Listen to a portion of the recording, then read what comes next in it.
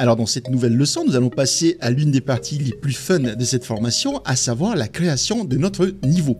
Ainsi, nous allons passer d'un niveau de jeu comme celui-là à un niveau de jeu comme celui-ci. Je vais vous montrer comment recréer tout ça. Vous allez voir, ça va être plutôt sympa puisque nous avons créé la majorité des éléments dont nous aurons besoin pour recréer le niveau de notre jeu. Alors, donc je vais revenir dans le projet Unreal Engine que nous créons depuis le début de la formation. Et tout ce qu'on va faire, c'est qu'on va commencer par supprimer tous les éléments qui ont un lien avec le ciel et l'atmosphère.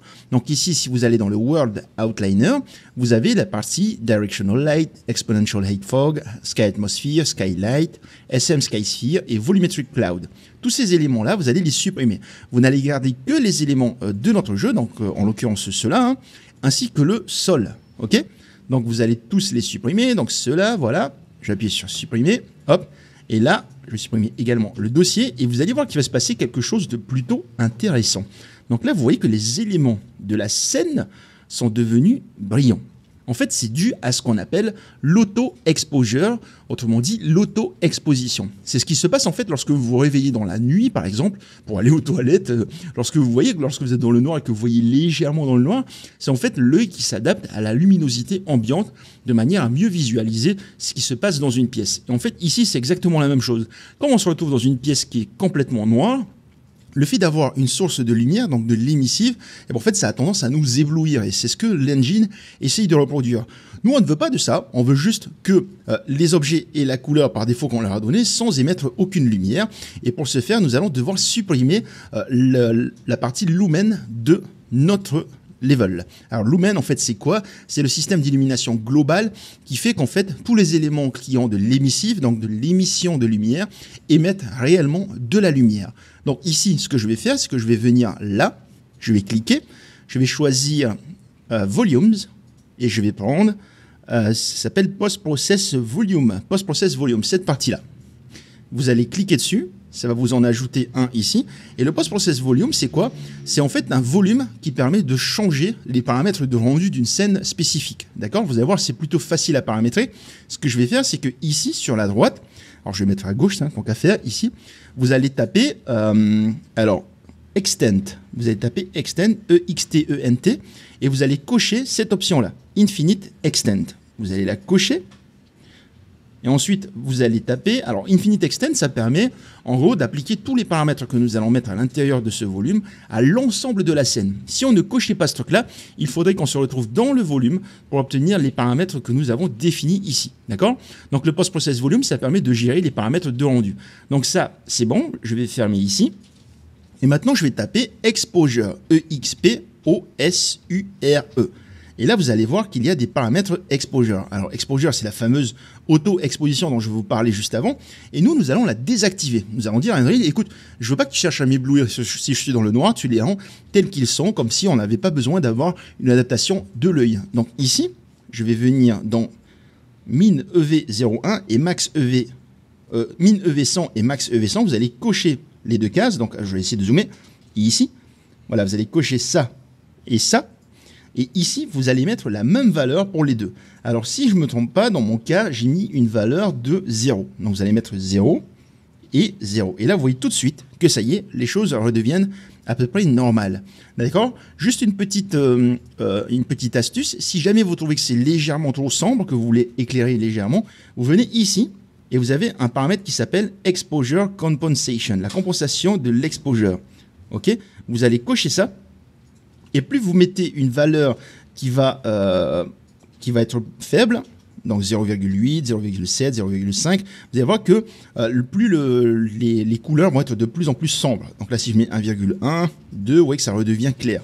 Donc moi, je vais mettre ça à 1, je vais laisser à 1 la valeur par défaut, ça me va complètement.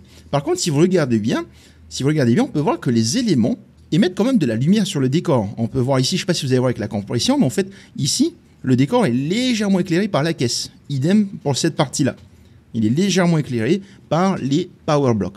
Du coup, cette partie-là, c'est également dû à Lumen. Donc, Lumen, c'est le mécanisme d'illumination globale d'Unreal Engine 5. C'est une nouveauté d'Unreal Engine 5 qui permet d'émettre de la lumière de manière en fait générale, la lumière globale. Donc, nous, on va devoir désactiver ça. Donc, je vais sélectionner le Post-Process Volume ici. Et là, vous allez chercher ici, à la place d'Exposure, vous allez taper Global donc global, et vous allez taper méthode. Donc là, vous allez cocher le méthode ici, là. Il vous dit en fait, est-ce que vous voulez de l'illumination globale? Ok, nous on va cocher ça, et on va dire ici, non, je ne veux pas de lumen, je veux none. None, je ne veux rien du tout. Et là, vous avez dû remarquer, mais une fois que j'ai mis sur none, ce qui s'est passé, c'est qu'automatiquement, les éléments n'émettent plus de lumière. D'accord? Donc là, on a corrigé, on va dire, l'éclairage de notre scène. Donc là, si je lance le jeu, on peut voir que le personnage apparaît et que le rendu est déjà à peu près, on va dire, 2D. D'accord? Donc juste histoire de vous montrer une autre manière de faire ce qu'on vient de faire, je vais vous montrer un truc qui permet de faire ça de manière globale sur tout le projet et pas juste sur le post-process que nous avons utilisé ici. Ce que vous allez faire, c'est que vous allez aller dans Edit, voilà, ici, Project Settings, et dans les Project Settings, vous allez taper Global, donc Global, Illumination, voilà, Global Illumination, et vous avez la même chose ici. Donc là, cette fois-ci, ça va vraiment être des changements qui vont être appliqués à l'échelle du projet. Dynamic Global Illumination, vous allez mettre ça à None, ça va faire exactement la même chose. Hein. Et ensuite, vous allez taper ici Exposure. Et là, en fait, Auto Exposure, donc cette partie-là, vous voyez qu'il y a ici Auto Exposure, vous allez décocher ça. Et ça va donner exactement le même résultat. Donc là, si je lance, ça n'a strictement rien changé. Donc là, c'est bon, on va pouvoir passer à la suite. Alors donc, normalement, à ce stade de la formation, vous savez que du coup, on n'est pas en train de créer un jeu 2D, mais bien un jeu 3D qui a une apparence 2D. Alors, je vais vous montrer comment on va le faire, vous allez voir, c'est plutôt facile. Et en fait, en gros, ce qui fait la blague, en quelque sorte, c'est finalement les paramètres de la caméra. Parce que la caméra propose deux types de vision. On a la vision perspective, comme ça, là, qui permet de voir les objets en perspective. On peut voir ici, par exemple, qu'on voit le côté de la caisse. On peut voir ici qu'on peut voir le côté des blocs des power blocks. Et en fait, on a aussi la vision orthographique. C'est une vision qui permet de retirer toute la perspective. Nous l'avons déjà utilisé par le passé. C'est simple. Vous venez ici, par exemple, là, et vous cliquez sur Right, je sais pas, quelque chose comme ça. Donc là, vous mettez en vue wireframe, hein, vous ne voyez rien. Mais si vous mettez ici en vue lit, vous voyez que du coup, on voit les objets sans aucune perspective. Donc, on les voit en mode plat. Et en fait, la caméra que nous venons d'activer, c'est une caméra de type orthographique. Donc, nous allons reproduire ça directement sur la caméra de notre jeu. Donc, comment est-ce que je vais faire ça? Je vais appuyer sur CTRL espace pour ouvrir le content. Je vais ouvrir le scientist, donc le scientifique. Ensuite, je vais venir dans le viewport. Je vais sélectionner la caméra. OK? Et ici, en fait, je vais venir sur le côté, dans Projection Mode. Vous avez le paramètre Projection Mode qui est mis à perspective. Vous allez sélectionner ça et vous allez mettre ça en mode orthographique. Alors, orthographique, ça va permettre d'appliquer justement cet effet orthographique à la caméra. Donc là, si je compile et que je lance, vous allez voir que ça fonctionne, que du coup, le personnage et les éléments du décor ont bien perdu leur perspective. Par contre, là, on se rend bien compte que pour le coup, c'est un peu trop près. Donc là, ce qui va se passer, c'est qu'en fait, à partir du moment où on met en mode orthographique, ici, la taille du selfie stick n'a plus aucune importance. Regardez, c'est simple. Je vais mettre ça à quelque chose de très grand, genre 2000 par exemple. Je vais allonger le bras à quelque chose comme 2000 pour l'éloigner vraiment beaucoup. Et si je lance, regardez, ça n'a strictement rien changé à la vue. Tout simplement parce qu'à partir de maintenant, ce qui va permettre de définir ce qui va permettre de définir le zoom en quelque sorte, ça va être les paramètres de l'orthographique. Pourquoi? Tout simplement parce que finalement, ce qui permet d'avoir cette sensation de distance, c'est la perspective. C'est cette sensation de perspective qui rétrécit les objets au fur et à mesure et qui donne finalement l'impression qu'ils sont loin. Donc nous, comme on est en mode orthographique, on n'a plus cet outil qui nous permet de savoir si les objets sont loin ou non.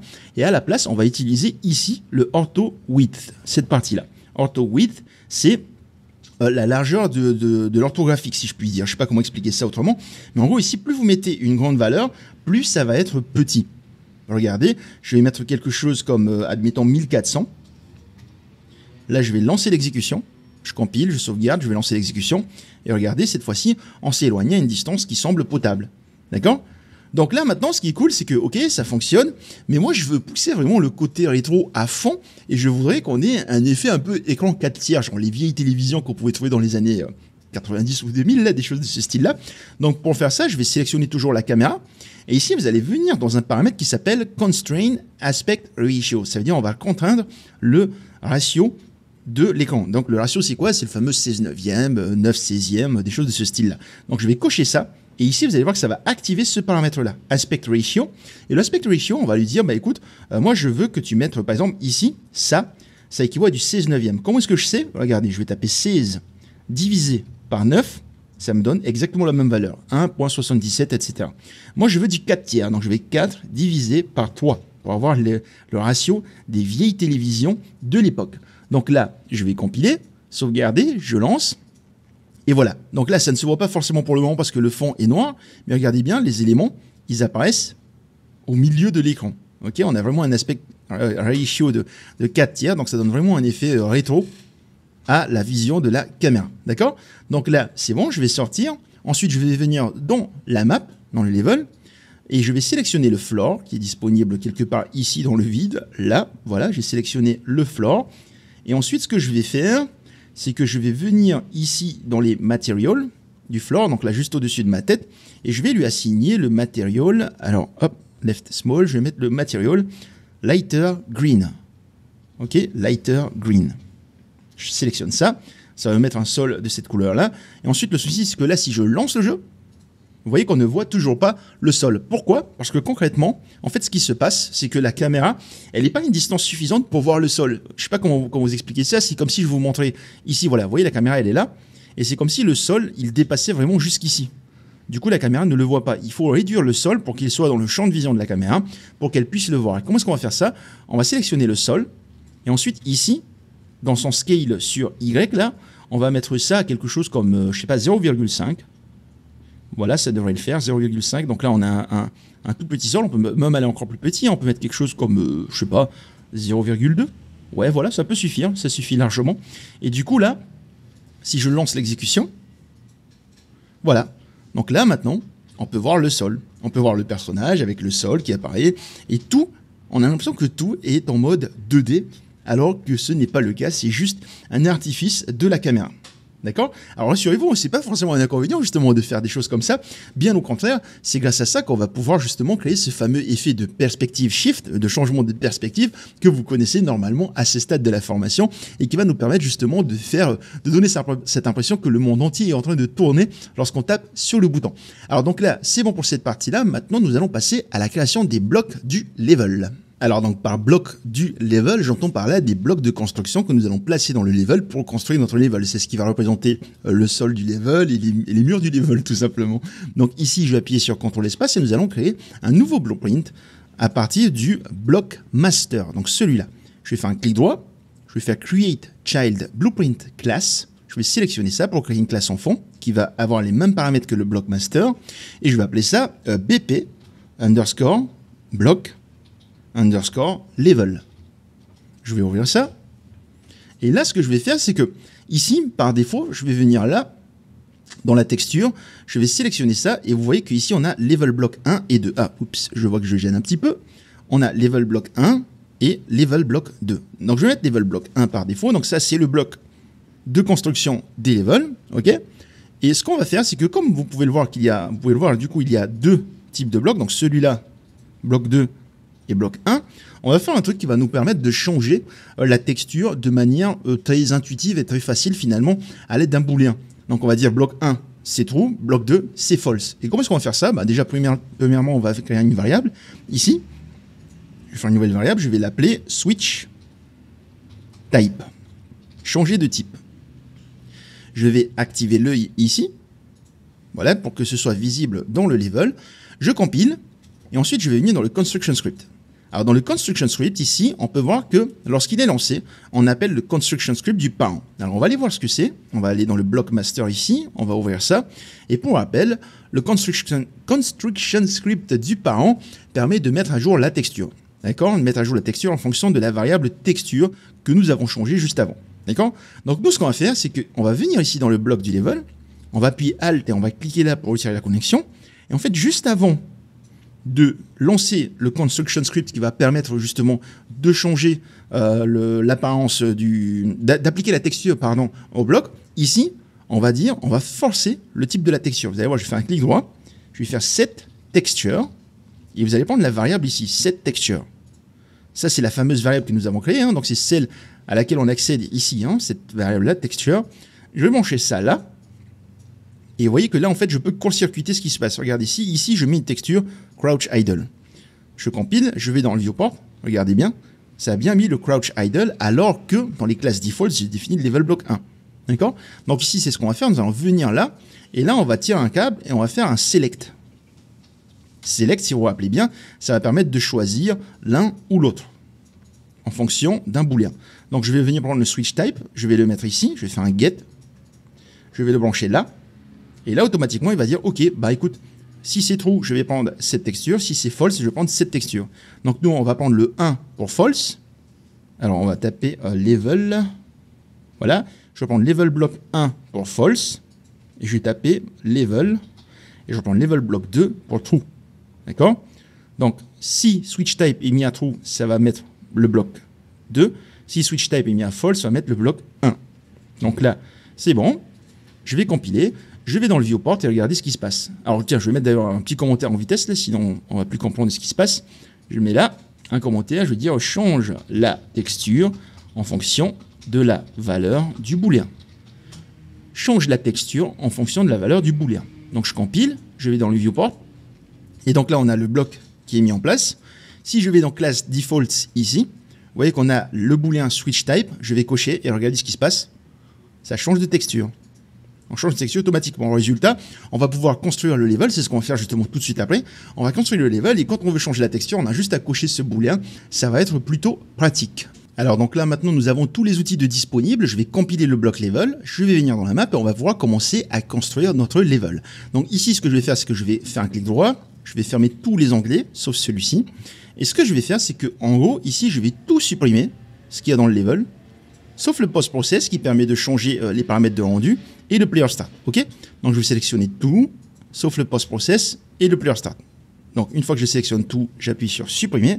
Normalement, il va me mettre un message d'erreur. Donc voilà, ici, en fait, il dit en gros, tu es en train de supprimer le power block alors qu'il est référencé par le power button. D'accord? C'est normal, dans le power button, on avait stocké le power block. Et en fait, on dit oui, tout simplement. Il demande si on veut vraiment supprimer. On dit oui, puisqu'on sait que de toute façon, le power button est aussi supprimé. Donc je clique sur yes, ça supprime tout. Ensuite, ce que je vais faire, je vais prendre le player start, je vais maintenir la touche contrôle et je prends le post-process volume et je vais tout mettre à 0. Je vais venir ici au-dessus de ma tête, je vais cliquer là, tout remettre à 0. Je vais prendre le post-process volume, je vais le mettre en bas. Ici, j'active le gizmo, je le descends. Et le player start, je vais le monter. Donc là, maintenant, nous allons pouvoir commencer à construire le level. Donc, je vais appuyer sur CTRL espace. Je vais prendre le bloc level et je vais le placer dans le level ici. Je vais faire exprès de le placer directement en 0, 0. Donc là, ici. Là, je vais mettre ça en 0, 0. Voilà. Et je vais prendre le player start. Donc là, on voit bien qu'il est mis en 0, 0, il est juste au-dessus à 371. Donc je prends le player start et je vais appuyer sur la touche fin de mon clavier pour le plaquer au sol. Donc là, on a exactement ça. D'accord? Donc si je lance l'exécution, vous allez voir que ça fonctionne, que notre level est bien placé sur le tout premier bloc. D'accord? Donc maintenant, on va pouvoir construire le reste du level en dupliquant ce bloc-là. Ok? En gros, on va tirer ce bloc et on va le placer correctement côte à côte. Alors, je vais vous montrer une petite astuce. C'est pas beaucoup de gens qui l'utilisent vraiment, mais en gros, ici, je vais prendre le bloc, je vais maintenir la touche Alt de mon clavier et je vais décaler pour dupliquer. Donc, ça me fait une copie du bloc. Et là, en fait, admettons que je veux vraiment les coller, parce que c'est ce qu'on va faire à chaque fois. On va vouloir les coller les uns aux autres. Donc là, je vais venir, je vais essayer d'être le plus précis possible. Là, on essaye de scaler ici sur le côté. On met une valeur de 100 pour être sûr qu'ils sont collés côte à côte. Et on va pouvoir lancer. Donc là, c'est cool, c'est bien, pas de souci. Par contre, c'est un peu long. Donc pour aller beaucoup plus vite, je vais vous montrer une astuce. Je vais supprimer ça. Et comme je connais la taille de mes blocs, je peux changer ici le snapping. Vous voyez, là, on se déplace d'une unité en unité. Moi, je vais cliquer dessus. Je sais qu'ils font 100 cm, donc 1 mètre. Donc, je vais prendre ce truc-là. Donc là, ici, vous voyez que la taille de la grille dans le monde a changé. Tiens, tant qu'à faire, on va la cacher parce qu'elle va être chiante à force. Donc, je vais venir dans Show ici. Et là, je vais décocher Grid. Voilà. Comme ça, on n'aura pas la grille qui va venir nous déranger. Donc, je sélectionne ça. Je vais maintenir la touche Alt de mon clavier. Et je vais décaler. Et regardez, automatiquement, le bloc est collé directement côte à côte. D'accord? Donc, ça va faciliter la construction de notre level. Donc là, je vais sortir, on va supprimer tout ça parce que ça ne va pas être comme ça vraiment dans le jeu. Et en fait, je voulais montrer un truc dans le jeu final, au cas où vous ne l'auriez pas remarqué. Donc ici, je voulais vous montrer qu'en fait, ici, le level, ça ne se voit pas forcément, mais il se passe autour d'un cube central. Okay? Donc si j'appuie je sélectionne le background, j'appuie sur la touche H de mon clavier, ça va cacher le background. Et vous voyez qu'ici, on a un cube. On a un cube central. Et en fait, l'ensemble du level se passe autour des faces de ce cube. Donc on construit le level petit à petit tout autour du cube. Et en fait, lorsqu'on tape sur les blocs de Shift, ça va nous permettre de faire tourner le level pour montrer les différentes faces du cube. Ok? Donc nous, c'est ce qu'on va faire. On va construire façade par façade. On va dire que celle-là, c'est la façade 1. Donc c'est ce qu'on vient de faire, justement, le player qui apparaît exactement ici. Ensuite, on va construire la façade 2, celle-là, la façade 3 et la façade 4. D'accord? Donc là, je vais revenir dans notre level à nous. Et ce que je vais faire, c'est que donc là, du coup, on a ce cube-là qui est disponible ici. On voit bien que le player start il pointe vers la droite. Ça veut dire que quand je vais lancer le jeu, on a bien une vision comme ça. Donc là, maintenant que c'est fait, je vais pouvoir construire la façade numéro 2. Donc je vais venir ici, de côté. Voilà. Je peux me mettre en vue, si je ne me trompe pas, c'est la vue front. Perspective, front. Voilà, normalement, voilà, c'est exactement ça. Vous pouvez vous mettre en vue front si vous avez respecté exactement la même chose que moi. Je vous conseille de faire exactement la même chose que moi, juste pour suivre la formation. Ensuite, vous pourrez faire votre propre level si vous voulez. Il n'y a pas de souci avec ça, mais essayez d'utiliser la même chose que moi pour éviter les éventuels bugs, pour qu'on ne puisse pas faire fonctionner le level correctement. D'accord? Donc ici, je vais prendre ça, je vais maintenir la touche Alt et je vais dupliquer ici. D'accord? Vous allez faire 3 blocs les uns à la suite des autres. Ensuite, je vais sélectionner ce bloc. Je vais maintenir la touche Alt toujours dans mon clavier et je vais le descendre. On va faire des marches d'escalier. D'accord? Ensuite, je fais ça et ça. OK? Ensuite, je descends encore là et je fais 1 et 2. D'accord? Donc là, on a construit cette face-là. Pour se déplacer, vous maintenez le bouton droit de votre souris enfoncé et vous pouvez bouger comme ça. D'accord? Lorsque vous êtes en vue front. Donc là, c'est bon, on a créé les marches d'escalier. Et maintenant, ce que je vais faire, c'est que je vais prendre celui-là. Je vais le descendre. Voilà, vous faites bien les mêmes dimensions. Hein. 3, 3, 3. Et ici, nous allons faire 5. Donc, 2, 3, 4 et 5. Et là, vous avez votre façade numéro 2.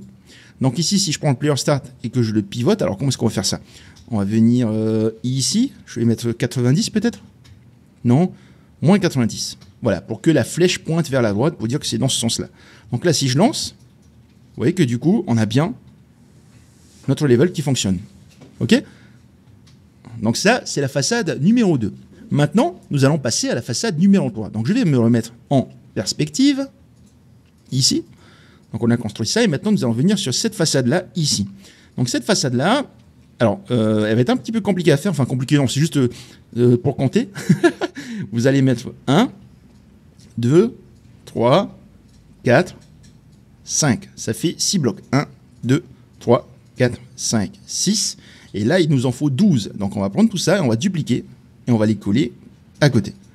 Donc, il vous faut 12 blocs. D'accord?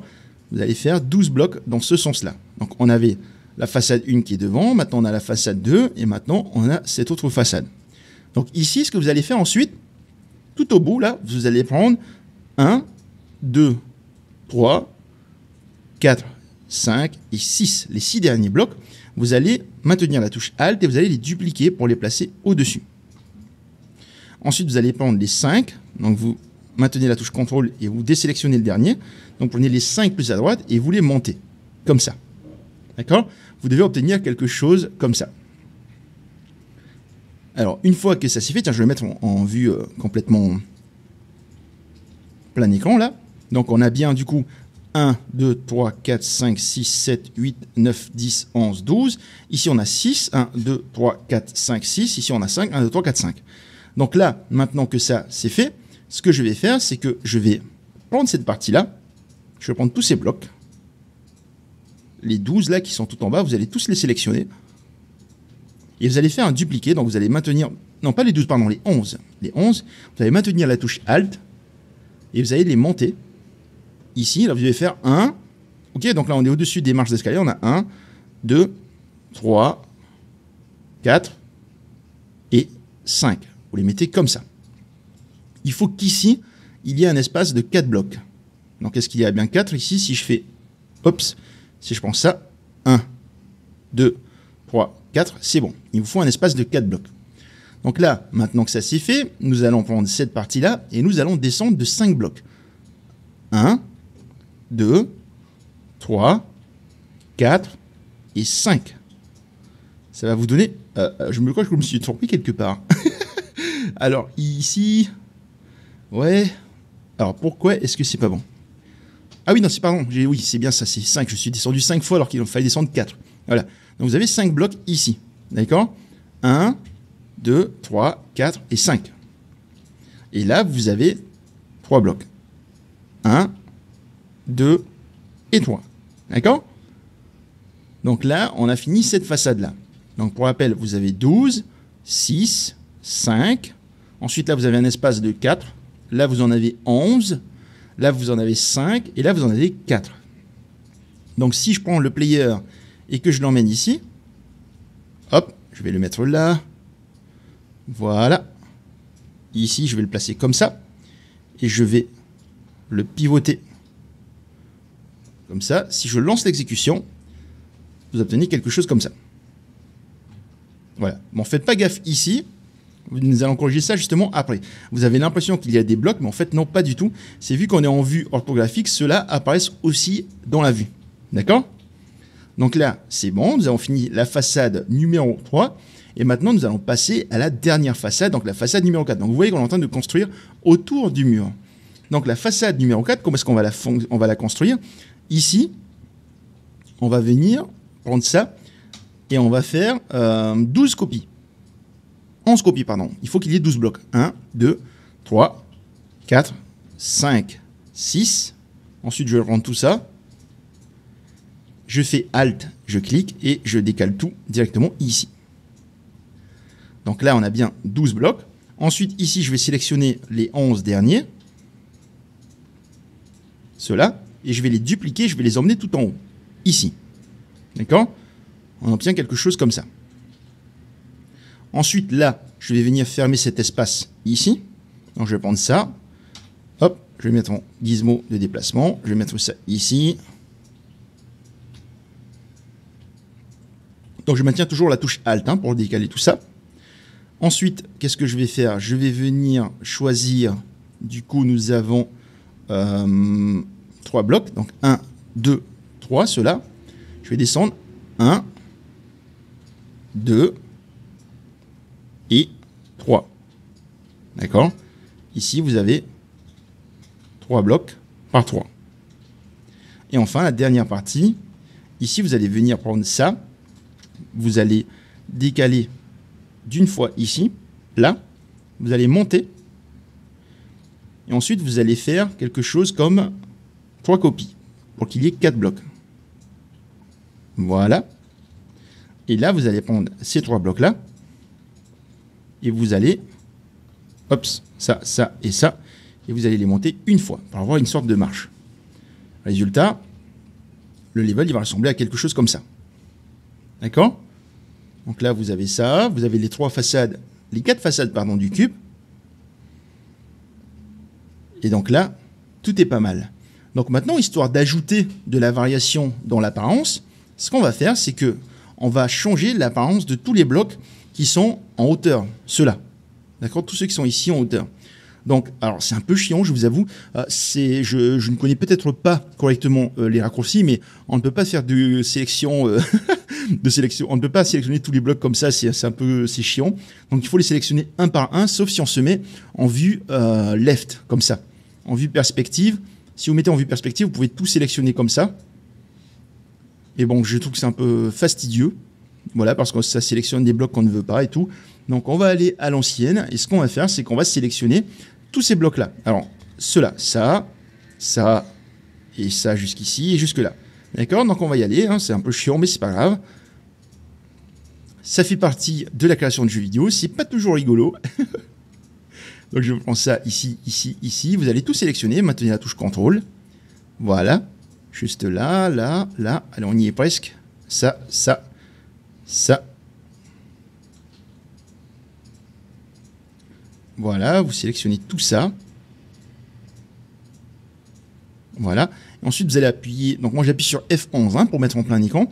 Et là, en fait, sur le côté, vous avez votre paramètre Switch Type qui permet justement de changer de texture. Donc, je vais cliquer sur ça et regardez, hop, Ça y est, on a changé l'apparence des blocs qui sont en hauteur. Ça permet de faire varier légèrement l'apparence, histoire de ne pas avoir mal aux yeux à force de tout regarder. Donc, est-ce qu'on va changer ça? Ouais, tant qu'à faire ici, on va changer ceux-là aussi. Comme ils sont en hauteur, on va dire. Hein. On va les changer, on va les mettre comme ça. Voilà. Au moins, on a une apparence légèrement différente pour le level. Ça n'a pas forcément de logique, mais c'est pas grave. Et donc maintenant, nous allons pouvoir commencer à placer les différents éléments de notre jeu. Alors, pour commencer, nous allons placer ici, donc sur la façade 3, cette façade-là, nous allons placer les power blocks. Alors, comment est-ce qu'on va faire ça? Je vais appuyer sur CTRL espace. Je vais prendre les power blocks, c'est ici. Je vais les placer dans le level. Et je vais maintenir... Alors, petit bug. Je vais d'abord ouvrir le power block. Et ici, dans le viewport, je ne veux pas qu'il y ait tout ça. Je veux qu'il y ait un seul bloc par défaut, donc le numX. Si vous vous rappelez bien, je vais venir dans les classes default. Ici, on a numX, Y et Z. Je vais mettre à 1 numX et Y et Z également pour qu'on n'ait qu'un seul bloc. Donc ça, c'est bon. Je compile. Je reviens là. Et moi, je vais vouloir placer le power block ici. D'accord? Sur ce bloc-là. Et il va recouvrir ces 3 blocs-là. Et il va monter jusqu'au plafond. Donc, ce que je vais faire, c'est que je vais appuyer sur CTRL espace. Je vais prendre le power block. Et là, pour les placer correctement dessus, vous allez maintenir la touche V de votre clavier. Donc, vous allez placer d'abord comme ça. Ensuite, vous allez maintenir la touche V de votre clavier et ça va vous permettre en fait de déplacer le cube sur les arêtes des autres cubes. D'accord? Donc là, ici, je vais le mettre là. On va le mettre comme ça ici. Voilà, vous devez le placer là, parfaitement sur ce cube-là, l'avant-dernier. Ici, vous laissez ce cube-là de disponible. Vous mettez ça là, ok? Et ensuite, vous allez sélectionner ce truc, le power block, et là, on va pouvoir changer les paramètres. Donc X, on veut qu'il y ait 3. On va taper 3 pour X. Alors, je me mets sur la gauche. Voilà. Donc, on a bien généré 3 power blocks. Et maintenant, en Z, on va mettre... Alors, si vous vous rappelez bien, nous avons 4 blocs d'espace ici. Alors, tiens, celui-là, il n'a pas été changé. On va le sélectionner. On va cocher Switch Type. Voilà. Et donc là, je resélectionne mon power block. Et ici, en Z, je vais mettre ça à 4. Voilà. Au moins, on a les power blocks qui atteignent le mur. Le plafond, pardon. Donc les power blocks, bien sûr, ne vont servir à rien si on n'a pas de power button. Donc on va venir placer le power button ici, au milieu de ce bloc-là. Donc je vais appuyer sur CTRL espace. Je vais prendre le power button qui est du coup ici. Et je vais venir le placer dans le level, là. Et une fois qu'il est placé ici, je vais maintenir la touche V pour le caler, pareil, sur les arêtes de nos blocs. Donc je vais le mettre exactement au milieu. Et là, il est mal orienté, donc je vais venir ici dans le rotation et je vais mettre ça à 180 degrés pour qu'il se retourne, pour qu'il ait équipe power. Donc le power block, il est là. Et en fait, il ne faut pas oublier d'assigner justement les power buttons avec le power block. Donc je prends le power button et ici, si vous vous rappelez bien, on a le blocks to trigger, cette partie-là. Vous allez cliquer dessus et vous allez choisir les power blocks. Ça va assigner le power block du level au power button. Pour rappel, vous avez une autre méthode qui consiste à prendre ici la pipette et pour venir chercher directement le power block. Voilà, ça va faire exactement la même chose. Donc là, c'est bon. Cette façade-là, elle est bien. Ici, la façade, c'est juste pour se balader. La façade pour activer les power blocks. Et ici, maintenant, nous allons placer les caisses. Donc là, on est sur la façade 4. Et du coup, maintenant, il nous faut placer les caisses. Les caisses, comment est-ce qu'on va faire? Alors, cette zone-là, on va avoir du coup la gold door, la porte de sortie. Ok? Donc, on va la placer d'ailleurs, donc à faire celle-là. Donc, je prends la gold door, je vais la mettre ici. Et là, je vais maintenir la touche V de mon clavier pour placer correctement sur le level. Hop, voilà. Ici, je vais pivoter ça 90. Voilà. Et je vais m'assurer qu'il est correctement placé. Donc ici, je maintiens la touche V de mon clavier. Je peux me déplacer. On va placer la porte de sortie, ouais, ici, ben tiens, au milieu. Ah, je me rends compte que pour le coup, il est mal placé. Alors pourquoi? Il faut le mettre là, là. Et donc si je maintiens V, voilà, la touche V maintenant, on va le placer correctement. Ici, on va le mettre là, entre les deux carrés, là ici. Je vais appuyer sur fin pour le plaquer, pour plaquer la porte au sol. Ok, donc faites bien gaffe à ce qu'elle soit bien centrée ici avec la touche V de votre clavier. Et ensuite, vous allez appuyer sur CTRL espace et on va venir mettre la caisse. Donc je prends le block crate, je vais venir placer ici sur le level. Et maintenant, je vais appuyer la touche V. Je vais maintenir la touche V, je vais déplacer pour qu'il soit correctement placé. Donc pareil, hein, vous appuyez sur F1 pour le coller au sol, maintenez la touche V et vous pouvez déplacer comme ça. D'accord? Donc là, le bloc, il va être ici et on va le dupliquer avec la touche Alt. Je maintiens la touche Alt et je déplace. On va le dupliquer pour aller jusqu'au plafond. Ensuite, on va sélectionner les 3 blocs et on va les dupliquer à gauche. Voilà. Au moins, on a une porte qui est bloquée par les caisses. Et enfin, on va venir placer ici la potion. Donc le BP potion qui est du coup disponible ici. Le BP potion, on va le mettre là. On va le faire pivoter avec 90 degrés ici. Voilà. Et donc du coup, on a bien la potion. Est-ce qu'elle est bien placée? Assurez-vous qu'elle soit correctement placée comme d'hab avec la touche V pour la déplacer le long des arêtes. On va la laisser sur ce bloc-là. Voilà. Donc là, vous avez lancé le jeu. OK? Enfin, vous avez copié, vous avez créé votre level là. Donc là, si je lance l'exécution, voilà. Donc ici, ça marche. Et si je remets le player au tout début, hop, hop, là, je le resélectionne et je le place au-dessus du premier bloc. Ah, j'arrive pas à le sélectionner. On va venir ici, hop, là, player start, voilà. Je vais le prendre et le déplacer ici. Et je vais le plaquer au sol. Et donc là, si je lance, c'est bien, c'est cool, mais on ne peut pas forcément se déplacer pour l'instant parce que le player n'est pas aligné. Si je vais là, on croit qu'il y a quelque chose alors que c'est faux. C'est tout simplement parce que nous avons retiré la perspective. Donc on a l'impression que tous les éléments du décor sont au même niveau alors que c'est complètement faux. Donc ici, il va falloir qu'on corrige ça. Et en plus, avec l'effet 2D, voilà, donc on confond le background. Et en plus de ça, le héros ne peut pas se déplacer. Pour l'instant, concrètement, il est vraiment sur un seul cube qui est disponible ici, et nous allons devoir justement corriger tout ça en appliquant notre mécanique de shift et qui va permettre de se balader. Donc du coup, dans la prochaine leçon, on va attaquer le premier problème qui est justement le fait qu'on confond le background, okay, ce qu'il y a derrière, et le foreground, donc ce qu'il y a au niveau du player. On a l'impression qu'il y a quelque chose alors que non. On va corriger ça en utilisant une technique que j'ai mis en place et qui va permettre de cacher une partie du level de manière plutôt, je pense en tout cas, astucieuse. Allez, à tout de suite.